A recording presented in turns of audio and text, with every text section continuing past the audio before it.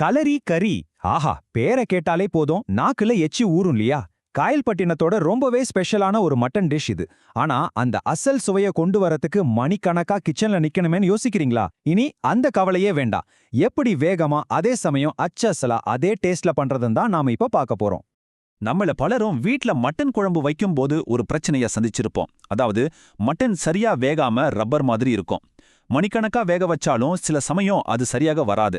இது ஒண்ணு போதும் நம்மளோட கறியோட மொத்த டேஸ்டையும் கெடுக்கிறதுக்கு. ஆனா கவலைப்படாதீங்க, இந்த பிரச்சனைக்கு ஒரு சூப்பரான தீர்வு இருக்கு. அதுவும் பாரம்பரிய சுவைய கொஞ்சமும் மாத்தாம நேரத்தையும் மிச்சப்படுத்துற ஒரு அட்டகாசமான தந்திரத்தை பத்தி தான் நாம இப்ப தெரிஞ்சுக்க போறோம். சரி, முதல்ல இந்த களரிக்கறியோட சவால் என்னன்னு பாத்திரலாம். உண்மையா சொல்லணும்னா பாரம்பரிய களரிக்கறிய பிரஷர் குக்கர்ல செய்ய மாட்டாங்க. ஒரு பாத்திரத்துல போட்ட மெதுவா பொறுமையா சமைப்பாங்க. அப்படி செய்யும்போது சுவை பிரமாதமா இருக்கும். ஆனா அதுக்கு ஏகப்பட்ட நேரம் எடுக்கும். நம்ம பலருக்கும் அவ்வளோ நேரம் இருக்காது இல்லையா? இங்கதான் ஒரு சின்ன குறுக்கு வழி வருது. அதுதான் பிரஷர் குக்கர். ஆனா இருங்க, குக்கர்ல செஞ்சா டேஸ்ட் மாறிடுமேன்னு நீங்க நினைக்கலாம். அதான் இல்ல. ஒரு குறிப்பிட்ட முறையில குக்கரை பயன்படுத்தினா பாரம்பரிய சுவைய கொஞ்சமும் குறைக்காம சமையல் நேரத்தை பாதியா குறைக்கலாம். இப்போ காயல்பட்டினத்துக்காரங்க மனசுல ஒரு கேள்வி வரும். என்னது குக்கர்லயா? அதுல வேக வச்சா அசல் கலரிக்கறி டேஸ்ட் எப்படி வரும்னு கேட்பாங்க. உங்க சந்தேகம் எனக்கு புரியுது. ஆனா நாங்க சொல்ல போற இந்த முறையில ஒரு தடவை செஞ்சு பாருங்க. ரிசல்ட் உங்களை நிச்சயம் அசத்திரும். இந்த முறையோட முதல் ரகசியமே இதுதான். 1 கிலோ மட்டன் எடுத்துக்கோங்க. அதுல கொஞ்சம் உப்பு, அப்புறம் லேசா மிளகாத்தூள், கூடவே கொஞ்சமா தண்ணி சேர்த்துக்கோங்க. இப்போ இதை குக்கர்ல வச்சு ஒரு 75%, ஆமா முக்காவாசி வேகிற வரைக்கும் வச்சா போதும். ரொம்ப முக்கியம், முழுசா வேக வச்சிடாதீங்க. அதுதான் ட்விஸ்ட். இன்னொரு ரொம்ப ரொம்ப முக்கியமான விஷயம். இந்த ஸ்டேஜ்ல தெரியாம கூட இஞ்சி பூண்டு விழுது சேர்த்துறாதீங்க. ஏன்னா அதோட மணத்தை நாம அப்புறமா சரியான நேரத்துல சேர்க்கும்போது தான் கலரிக்கறியோட அந்த தனித்துவமான சுவையும் மணமும் அப்படியே நமக்கு கிடைக்கும். சரி, நம்ம மட்டன் இப்போ முக்கால்வாசி வெந்து ரெடியா இருக்கு. வாங்க, கலரிக்கறியோட அந்த அட்டகாசமான சுவைக்கு அடித்தளம் போடுற முக்கியமான பொருட்கள் என்னென்னு பார்க்கலாம். முதல்ல இந்த கறிக்கு மணத்தையும் ஒரு ரிச்னஸையும் கொடுக்குற பொருட்கள். இதுல பாத்தீங்கன்னா வெங்காயத்தையும் தயிரையும் ரெண்டா பிரிச்சு வச்சிருக்கோம். ஏன் தெரியுமா? ஏன்னா அதை வெவ்வேறு கட்டத்துல சேர்க்கும் போதுதான் சுவை படிப்படியா நல்லா கூடி வரும். அடுத்து மசாலா பொருட்கள். இதுல ரொம்ப சுவாரஸ்யமான விஷயம் என்னன்னா ஏலக்காய், கிராம்பு எல்லாம் அதிக அளவுல சேர்க்கறது தான். இதுதான் அந்த கறிக்கு ஒரு தனித்துவமான நல்ல மணத்தை கொடுக்குது. இப்போ நாம இந்த செய்முறையோட இதய பகுதிக்கே வந்துட்டோம். இது ஒரு டெக்னிக்னு சொல்றதோட இது ஒரு கலைன்னு சொல்லலாம். அதாவது சுவைகளை ஒண்ணு மேல ஒண்ணா அடுக்கி வைக்கிற ஒரு அற்புதமான கலை. சரி, இப்போ சுவையோட முதல் லேயரை ரெடி பண்ணலாம். முதல்ல நெய்யும் தேங்காய் எண்ணெயும் சேர்த்து சூடு பண்ணி அதுல நாம பிரிச்சு வச்சிருந்த வெங்காயத்துல பாதிய போட்டு நல்லா பொன்னிறமா வதக்கணும். அப்புறம் அதுல முழு மசாலா, இஞ்சி பூண்டு விழுது, 1 டேபிள் ஸ்பூன் தயிர் சேர்த்து அந்த வாசனை மூக்க துளைக்கிற வரைக்கும் வதக்கணும். ஆனா கருகிடாம பாத்துக்கோங்க.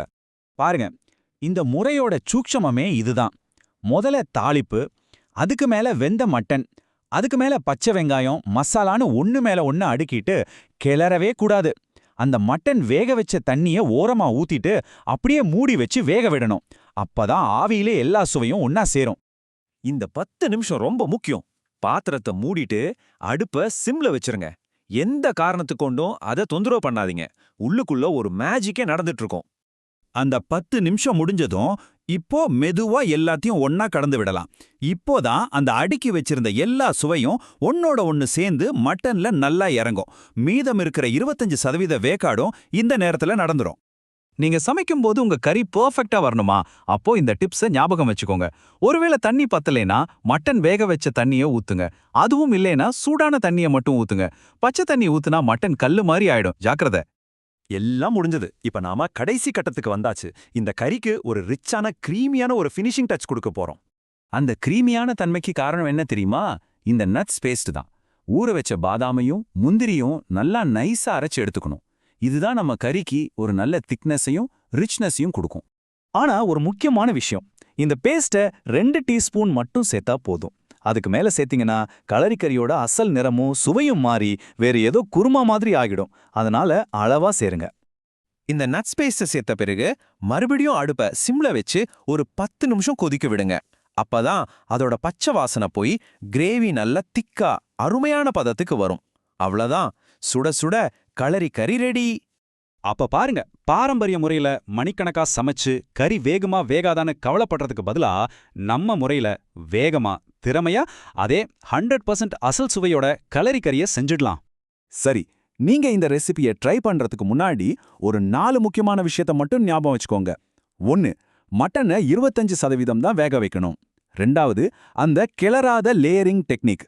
3வது, தண்ணி வேணும்னா சுடு தண்ணி மட்டும்தான். 4வது, கடைசியா சேர்க்கிற அந்த நட்ஸ் பேஸ்ட், அது கொஞ்சமா தான் இருக்கணும். இந்த 4ஐயும் கரெக்டா செஞ்சீங்கன்னா உங்க கலரி கறி எப்பவுமே சூப்பரா வரும், நான் கேரண்டி. அப்ப என்ன சொல்றீங்க? நேரத்தை மிச்சப்படுத்துற இந்த பாரம்பரிய டெக்னிக்க ட்ரை பண்ண ரெடியா? இனிமே உங்க வீட்லயும் மட்டன் ரப்பர் மாதிரி இருக்குன்ற பேச்சுக்கே இடம் இருக்காது. நம்பிக்கையோட செஞ்சு அசத்துங்க.